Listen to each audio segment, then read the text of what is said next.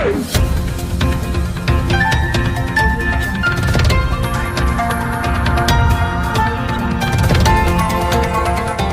देख रहे हैं मगरा न्यूज राजस्थान, खबरें सबसे तेज। महाराष्ट्र राज्य की उद्धव ठाकरे सरकार ने राज्य में रात 11 बजे से लेकर सुबह 6 बजे तक नाइट कर्फ्यू लगाने का ऐलान किया है। ये कर्फ्यू 5 जनवरी तक लगा रहेगा। वहीं यूके में नए तरह के कोरोना वायरस संक्रमण का खतरा बढ़ने के बाद महाराष्ट्र सरकार ने ये फैसला लिया है। इसके साथ ही यूरोप और मिडिल ईस्ट देशों से आए महाराष्ट्र आने वाले लोगों के लिए 14 दिन के यहाँ पर क्वारंटीन, 14 दिन तक इन लोगों को यहाँ पर क्वारंटीन में रहना होगा। वहीं राज्य सरकार ने ये भी कहा है कि जो लोग दूसरे देशों से मुंबई आ रहे हैं उन्हें भी होम क्वारंटाइन रहना होगा। वहीं नाइट कर्फ्यू के दौरान सब्जी, दूध और जरूरी चीजें की सप्लाई यहाँ पर इस पर कोई असर नहीं पड़ेगा, पहले की तरह ये चलती रहेगी। वहीं रात 11 बजे से लेकर सुबह 6 बजे के बीच इन 7 घंटों के दौरान एक साथ सिर्फ 5 लोग ही जमा हो सकते हैं। वहीं मेडिकल की दुकानें जैसी जरूरी सर्विस के अलावा यहाँ पर सभी दुकानों को रात 11 बजे, मेडिकल की दुकान के अलावा बाकी सभी दुकानें यहाँ पर रात को 11 बजे बंद हो जाएगी। कोरोना महामारी के बीच देश के कई राज्यों में स्कूलों को खोलने की तैयारियां चल रही है। बिहार, महाराष्ट्र से लेकर कर्नाटक व कई अन्य राज्यों ने भी यहाँ पर स्कूलों को खोलने के लिए नोटिफिकेशन जारी किया है। वहीं अभी भी कई राज्य ऐसे हैं जहाँ पर स्कूलों को खोले जाने को लेकर कोई फैसला नहीं लिया गया है, यानी वहाँ की सरकारें फिलहाल अभी भी असमंजस की स्थिति में है। वही बिहार सरकार ने भी सरकारी स्कूलों को और कोचिंग सेंटरों को खोलने का आदेश जारी कर दिया है। बिहार सरकार के नए आदेश के अनुसार 4 जनवरी 2021 से पूरे राज्य के सभी सरकारी स्कूलों और कोचिंग संस्थानों को यहाँ पर खोल दिया जाएगा। इसके साथ ही कर्नाटक सरकार ने भी लगभग 9 महीने तक स्कूल बंद रहने के बाद कक्षा 6 से 12वीं तक के स्कूलों को फिर से खोलने का यहाँ पर फैसला लिया है। यहाँ पर कक्षा 6 से लगाकर 12वीं के लिए यहाँ पर विद्यालय खुल जाएंगे।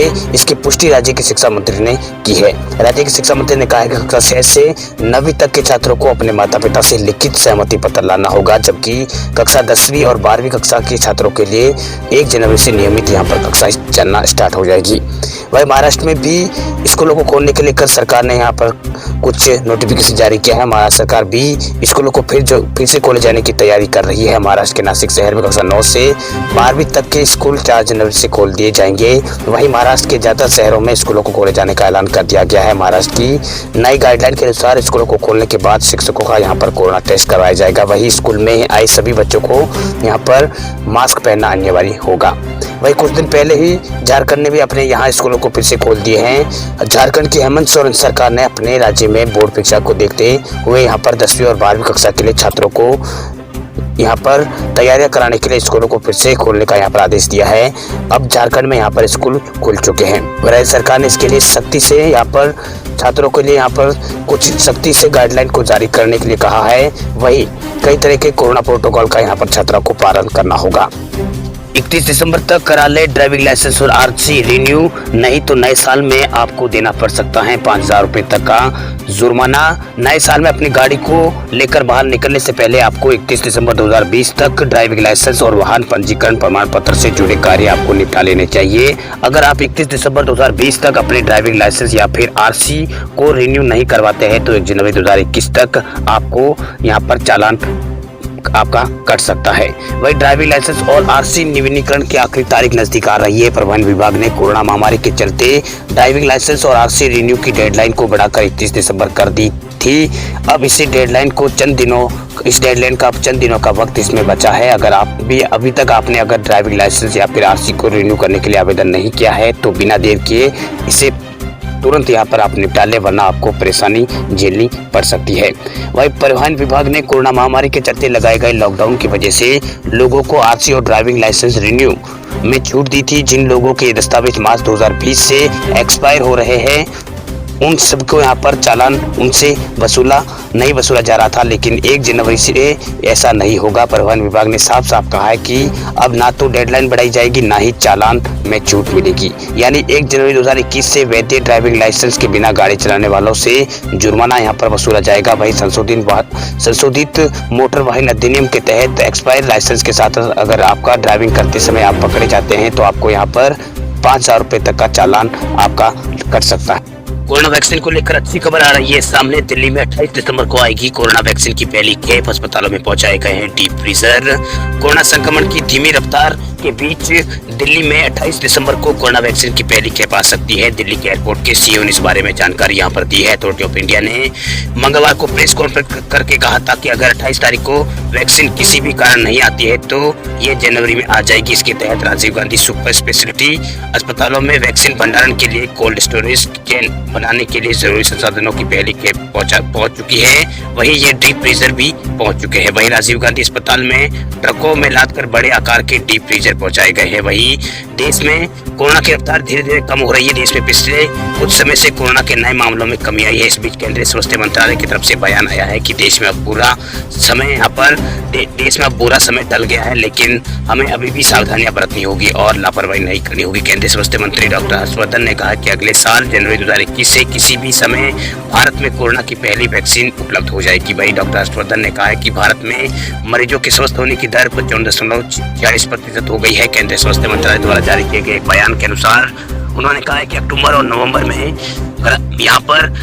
में त्योहारों के बावजूद यहाँ पर व्यापक प्रेशर और निगरानी और इलाज की सही नीति के कारण मामलों में कोई नया यहाँ पर उछाल नहीं देखा गया है।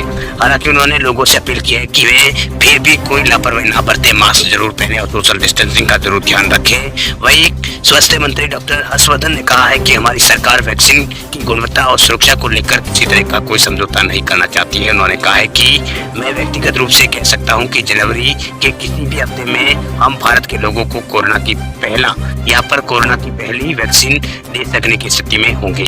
रेलवे यात्रियों के लिए खुशखबरी। यात्रियों की सुविधा के लिए रेलवे ने चालू की है स्पेशल ट्रेन।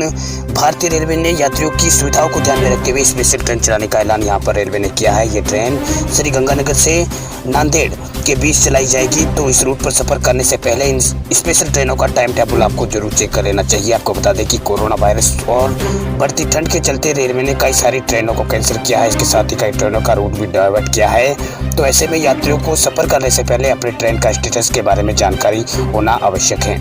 आपको बता दें कि पहली ट्रेन श्री गंगानगर से हजूर साहिब नांदेड़ स्पेशल ट्रेन है। ये ट्रेन हफ्ते में 2 दिन चलेगी। ये गंगानगर से दोपहर 1:25 पर चलेगी। अगले दिन ये रात को 9:40 पर नांदेड़ पहुंचेगी। वहीं हजूर साहिब से नांदेड़ ये सुबह ट्रेन 11:05 पर वहां से चलेगी। अगले दिन रात को 8:15 पर ये श्री गंगानगर पहुंचेगी। ये ट्रेन गंगानगर से 25 दिसंबर से 29 जनवरी के बीच हर शुक्रवार को चलेगी। वहीं हजूर साहिब नांदेड़ से 27 दिसंबर को 31 जनवरी के बीच में हर रविवार को ये स्पेशल ट्रेन चलेगी। बिजली उपभोक्ताओं के लिए खुशखबरी। उपभोक्ताओं को 24 घंटे मिलेगी बिजली। मोदी सरकार ने जारी की है नए नियम। सरकार ने बिजली उपभोक्ताओं को सशक्त बनाने के लिए महत्वपूर्ण कदम उठाया है। इसके तहत नियम जारी कर उपभोक्ताओं को 24 घंटे बिजली उपलब्ध कराने और तय समय पर सेवाएं देने की व्यवस्था को सुनिश्चित सरकार की ओर से किया गया है। वहीं नियमों के तहत अगर वितरण कंपनियां विद्युत नियमों के अंतर्गत मानक सेवा उपलब्ध नहीं कराएगी तो उन्हें जुर्माना यहाँ पर देगा। नियमों के बारे में जानकारी देते हुए बिजली मंत्री ने कहा है कि अब कोई भी ग्राहक बिना बिजली के नहीं होगा। वही वितरण कंपनियों को सेवाएं यहाँ पर देनी होगी और अगर वह इसका पालन नहीं करती है तो उनको जुर्माना यहाँ पर देना पड़ेगा। वही पूरे देश में बिजली का एक नया सिस्टम लागू करने के लिए सरकार ने यहाँ पर ऐलान किया है। नए नियमों के मुताबिक बिना मीटर के नहीं दिया जाएगा नया कनेक्शन। वितरण कंपनियों को बिजली कनेक्शन या फिर इसमें सुधार का काम महानगरों में अधिकतम यहाँ पर 7 दिनों में पूरा करना होगा। वही अन्य नगर पालिका क्षेत्रों में 15 दिनों में यह काम पूरा करना होगा। वही ग्रामीण क्षेत्रों में 30 दिन के अंदर यहाँ पर नए बिजली कनेक्शन या उसमें सुधार का काम यहाँ पर 30 दिनों के अंदर यहाँ पर पूरा करना होगा। वही मीटर के परीक्षण के साथ साथ खराब या जले हुए या फिर चोरी हुए मीटरों को बदलने का प्रावधान भी है। इसमें उपभोक्ता शुल्क और बिल के मामले में पारदर्शिता को भी यहाँ पर बात कही गई है। नियमों के अंतर्गत ग्राहकों के पास ऑनलाइन या फिर ऑफलाइन बिल भुगतान करने का विकल्प होगा। इसके अलावा बिलों का पहले से भुगतान का प्रावधान भी इसमें किया गया है। इसके अनुसार वितरण कंपनियां सभी ग्राहकों को 24 घंटे भरोसामंद यहाँ पर बिजली देगी। हालांकि बिजली नियामक कृषि जैसे कुछ श्रेणी ग्राहकों के लिए यहाँ पर कम घंटे की बिजली व्यवस्था तय की जा सकती है। अब बात करें देश भर के कोरोना आंकड़ों की, तो देश भर में पिछले 24 घंटों में मिले हैं कोरोना के 19,556 नए मरीज। 301 लोगों की इस दौरान 24 घंटों में हुई मौत। अब तक भारत में 57 लाख से ज्यादा लोग हो चुके हैं रिकवर। देश में अब 1,75,116 लोग कोरोना संक्रमण की चपेट में आ चुके हैं। पिछले 24 घंटों में कोरोना के कुल भारत में 19,556 नए मरीज मिले। इस दौरान 30,376 यहाँ पर रिकवरी एक दिन के अंदर हुई है, जबकि 301 लोगों ने इस दौरान 24 घंटों में अपनी जान गंवाई है। वही कोरोना से अब तक भारत में 1,40,111 मरीजों की मौत हो चुकी है। अब तक 96,36,887 लोग यहाँ पर कोरोना वायरस को मात दे चुके हैं। अब 2,92,518 एक्टिव केस फिलहाल भारत में बचे हैं। वही सबसे ज्यादा एक्टिव केस महाराष्ट्र राज्य में है। एक्टिव केसों में दुनिया में भारत का 9वां स्थान है। वही कोरोना संक्रमितों की संख्या के हिसाब से दुनिया का दूसरा सबसे प्रभावित देश भारत है। वही रिकवरी दुनिया में अमेरिका के बाद सबसे ज्यादा भारत में हुई मौतों के मामले अमेरिका और ब्राजील के बाद भारत का नंबर आता है। वही राजधानी दिल्ली की बात करें तो दिल्ली में पिछले 24 घंटों में 803 नए मामले सामने आए हैं। 1696 लोग यहाँ पर रिकवर हुए हैं। 27 लोगों की इस दौरान 24 घंटों में मौत हुई है। वहीं यहाँ टोटल मामलों की संख्या 6,17,000 से ज्यादा हो चुकी है। वही बात करें गुजरात की, तो गुजरात में पिछले 24 घंटों में 906 लोग कोरोना संक्रमित पाए गए हैं। 1268 लोग रिकवर हुए हैं। 7 लोगों की यहाँ पर मौत दर्ज हुई है। अब तक यहाँ पर 2,36,259 लोग कोरोना की चपेट में आ चुके हैं। वही 11,525 यहाँ पर फिलहाल एक्टिव केस है। वही बात करें महाराष्ट्र की, तो महाराष्ट्र में पिछले 24 घंटों में 2834 नए संक्रमित मिले हैं। वही 6,053 लोग रिकवर हुए हैं। 55 की मौत दर्ज हुई। अब तक यहाँ पर 18,99,352 लोग कोरोना की चपेट में आ चुके हैं। वही यहाँ पर 59,000 यहाँ पर फिलहाल एक्टिव केस बचे हैं। वही बात करें मध्य प्रदेश की, तो मध्य प्रदेश में पिछले 24 घंटों में 1,035 लोग कोरोना यहाँ पर संक्रमित पाए गए हैं। 1,290 लोग रिकवर हुए। 9 लोगों की मौत दर्ज हुई है। वही 2,32,319 लोग कोरोना की चपेट में इस राज्य में आ चुके हैं। राहत की बात यह है कि मृत्यु एक्टिव केस और रिकवरी रेट में लगातार भारत में गिरावट दर्ज की जा रही है। पिछले 24 घंटों के दौरान भारत में नए मामलों से ज्यादा यहाँ पर रिकवर ज्यादा हो रहे हैं। पिछले 24 दिनों में यही मामला यहाँ पर चल रहा है। वही भारत में मृत्यु 1.45% है, जबकि रिकवर रेट भारत में 55% से ज्यादा है। एक्टिव केस करीब 3% है। महाराष्ट्र, कर्नाटक, आंध्र प्रदेश, तमिलनाडु और केरल में सबसे ज्यादा रिकवरी हुई। कुल रिकवरी का 52% मामले इन्हीं 5 राज्यों से है। खबरों की दुनिया में आइए हमारे साथ कहीं भी और कभी भी जुड़िए। हम मिलेंगे फेसबुक पर, हम दिखेंगे यूट्यूब पर, हमें फॉलो कीजिए ट्विटर पर। देश प्रदेश की ताजा तरीन खबरों के लिए मगरा न्यूज राजस्थान के यूट्यूब चैनल को सब्सक्राइब कीजिए और साथ में घंटी का निशान दबाइए।